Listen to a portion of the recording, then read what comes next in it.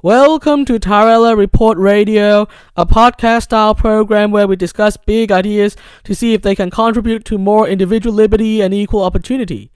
Unlike many popular channels out there, this show is a dedicated non-echo chamber where we look at things from a truly independent perspective. I hope you subscribe if you are interested. Tonight, the second round of the first debate for the 2020 Democratic candidates will take place, and it is the round most people are excited about because there will be many big names like Andrew Yang, Kamala Harris, Pete Buttigieg, Bernie Sanders, and Joe Biden. Speaking of Bernie Sanders and Joe Biden, they are not the only two oldest and most experienced candidates in the race. They are also probably the most polarizing ones. It sometimes seems like if you love Bernie, you must hate Uncle Joe, or vice versa. But then there are plenty of people who have indicated to pollsters that they either have Bernie as the first choice and Biden as the second, or vice versa. Today, I'm going to ask this question. Can somebody actually like Sanders and Biden at the same time? I guess I'm in a good position to look at this because neither of them are my favorite, but both are in my top 5. Furthermore, I also once looked at if someone can like Bernie Sanders and Donald Trump at the same time, so this looks like a fitting follow-up. So why would someone like Bernie and Biden at the same time? Most of the people who have this preference seem to be not active in the internet political scene, so we can't know what they think for sure. At least Sanders-Trump fans are more outspoken, but Sanders-Biden fans tend to not be similarly outspoken for some reason. Some people have hypothesized that people holding this preference could just be due to name recognition.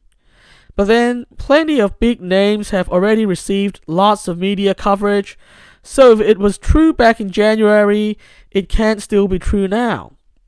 Others have suggested that these people would only support men, probably due to sexism. Again, I don't think this is right. I have never met a single person in my whole life who would only vote for men as a rule. Besides, there are plenty of other men in the running, and we don't see nearly as many people going Biden Buttigieg or Sanders O'Rourke, for example. But Biden Sanders or Sanders Biden seem to be quite common. I guess there are plenty of things that Bernie Sanders and Joe Biden actually share that are not as important to many activists, but could be quite important to your average voter. From the top of my head, I can think of experience, perceived reliability, and a lack of identity politics as 3 big things they share.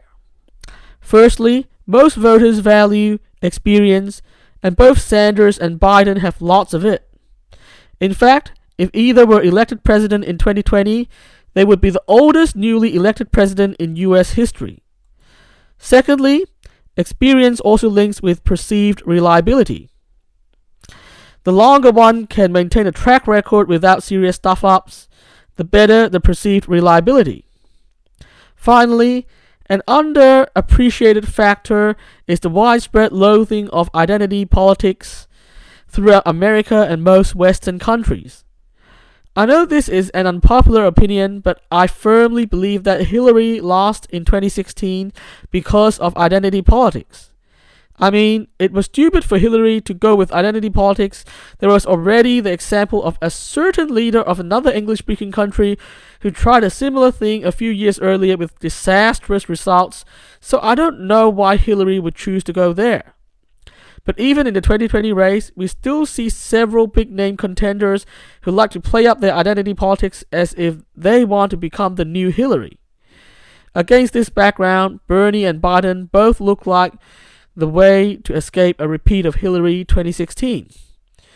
I should add that if escaping from identity politics is important to you, you should probably also check out Andrew Yang and Tulsi Gabbard, both excellent candidates who never play identity politics.